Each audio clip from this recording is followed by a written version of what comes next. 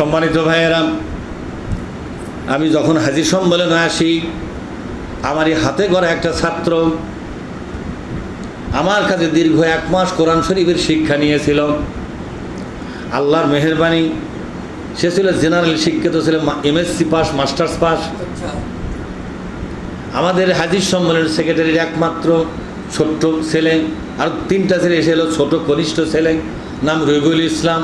ও আমার হাতে গড়া ছাত্র।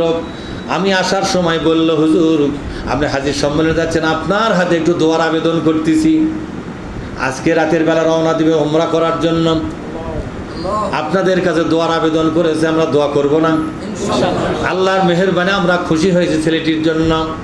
মোরলে একটা ইসলাম প্রোগ্রাম চালাচ্ছে, অসংখ্য ছেলেদেরকে নিয়ে সংগঠিত করে ইসলামের একটা খেদমতের কাজটা আঞ্জাম দেওয়া শুরু করেছে। যে ছেলেটা আওয়ামী লীগ করতে পারতো, বিএনপি করতে পারতো কিনা জোরে কম, বা দুনিয়ার যে কোনো কাজ কামে ব্যস্ত থাকতে পারতো, কিন্তু এই ছেলেটা মুখে দাড়ি দেখে মনে হবে বড় মাপের আলেম, বিশাল একটা দাড়ি, অথচ একটা MSc পাশের একটা ছেলে, একটা ব্যাংক পরিচালনা করে। অথচ ছেলেটি আল্লাহর কি মেহেরবানি, হাজী সাহেব এই ছোট্ট ছেলের জন্য সন্তুষ্ট। আরও 2টা ছেলে এরকম পরিবর্তন হয় নাই। এই ছেলেটা যে কেমনে পরিবর্তন হয়ে গেছে, ইসলামের জন্য নিজেকে বিলিয়ে দিয়েছে। আবার যে কোনো ইসলামের খরচের কথা বললে ওয়াকাতরে টাকা পয়সা দিয়ে সহযোগিতা করতেছে। এই যে গত তাফসির হলো, বৃহস্পতিবার তাফসিরের বৈঠকে যত গোস্ত লাগে একাই সবগুলো গোস্ত দান করেছিল নিজের টাকা দিয়ে।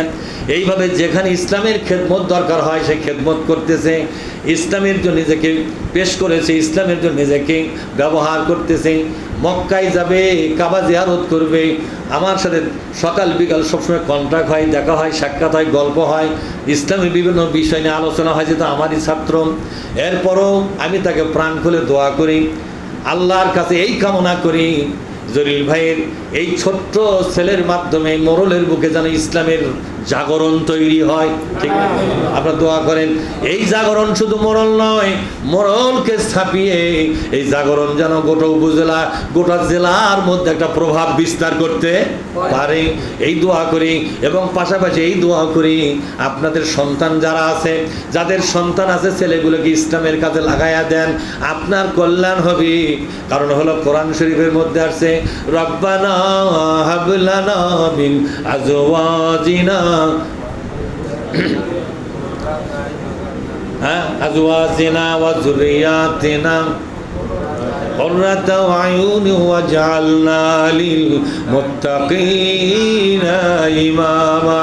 প্রত্যেক বাবা যেন এই দোয়া করে, আল্লাহ আমার পরিবার, আমার সন্তানগুলোকে এমনভাবে তৈরি করে দাও যে সন্তান কিয়ামতের দিনে এই সন্তানের পরিণতি দেখে, এই সন্তানের ফয়সালা দেখে আমার এই 2টা চোখ যেন শান্ত হয়ে যায়।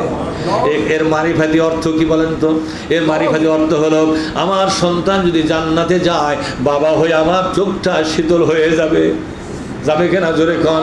আর আমার সন্তান যদি জাহান্নামী হয়ে যায়, আমার চোখটা শীতল হবে না, বরং আমার চোখ ফেটে পানি রক্ত বেরিয়ে আসবে। এজন্য সব বাপকে বলা হয়েছে তোমরা এই দোয়া করো, আল্লাহ আমার সন্তানগুলোকে তুমি বেহেশতের পথের প্রতীক বানাও। পারবেন না দোয়া করতে? এই রবিউল ইসলাম MSc, এই রবিউল ইসলাম আমাদের সন্তানদের জন্য একটা মডেল হিসেবে আছে। কথা ঠিক না ঠিক? প্রাণ খুলে দোয়া করে, আল্লাহ আমার রবিউলকে তুমি যাত্রা পথে সাহায্য করো, আমার রবিউলকে কাবা ঘর তোয়াফে তুমি সহযোগিতা দাও। তোয়াফের মধ্যে যতগুলো তালবিয়া পাঠ করবে, ফিরে আসার পরে তালবিয়ার প্রত্যেকটি কথাকে জীবনে বাস্তবায়নের তৌফিক তুমি দান করো। আল্লাহ বাপ মায়ের চোখের শীতলতা বানিয়ে দাও। কান আমিন।